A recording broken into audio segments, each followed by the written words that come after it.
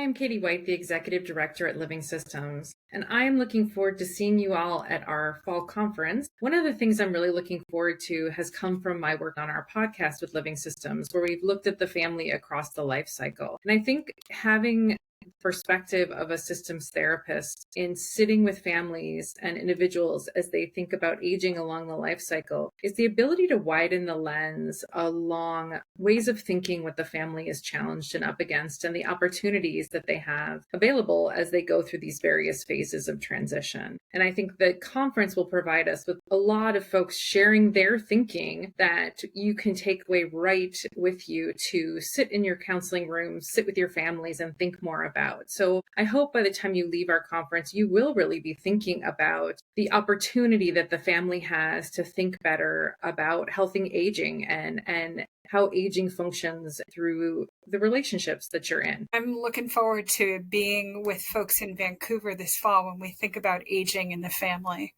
You know, it's important for me. My folks are in their 70s, I'm in my 50s, and I have kids in their 20s. All of us, each one of us is going to go through journeys around aging at different times. This aging process isn't just happening to an individual, but the whole family is navigating this stage of life. I think Bowen theory provides a really useful way of thinking about how to adapt and respond to challenges that show up at this stage, but also how to help each of us become a little more mature in the ways we relate responsibly to the family members who are both aging and supporting the aging process.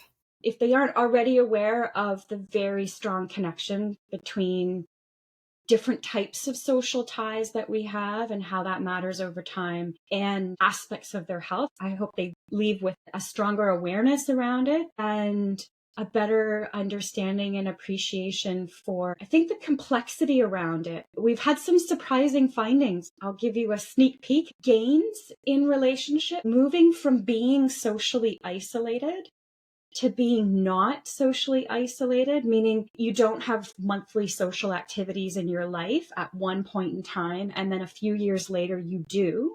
That gain we found was associated with a reduction in healthy eating, which was an incredibly surprising finding. And I'll present some of that and I'll offer some thoughts around that. My presentation topic is my personal experience being in the Chinese family and also my husband being the Chinese son who took on the role as a caregiver for his dad who had dementia.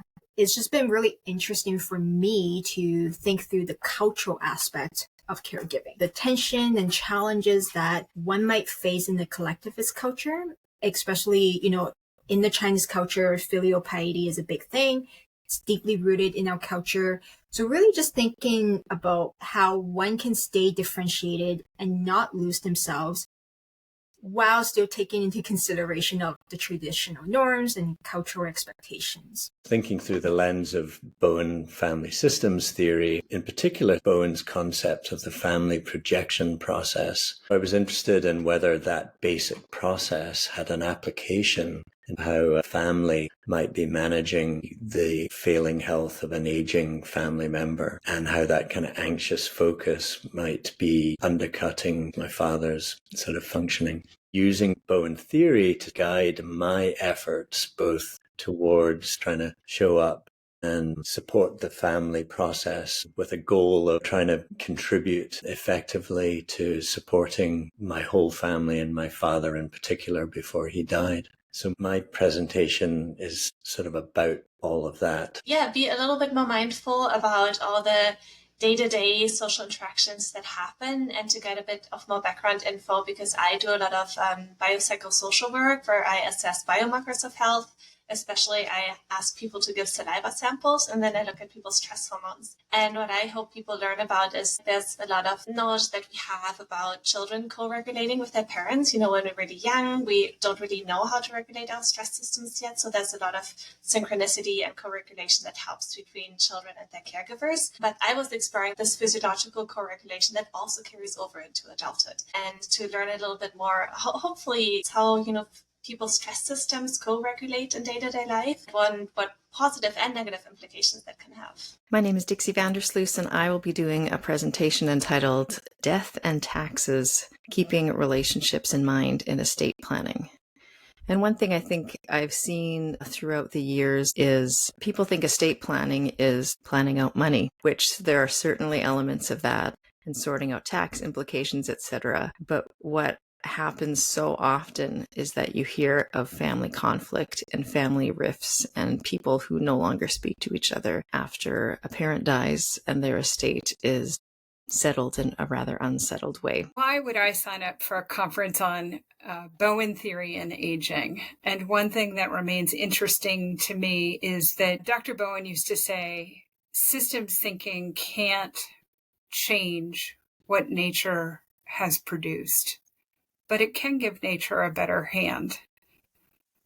And I like the idea of Bowen theory being one of my guides and companions on this journey, both as I watch and travel with my own folks who are aging, as I myself age, and as I hope I leave legacies of resiliency for my kids and grandkids and great grandkids as they themselves age.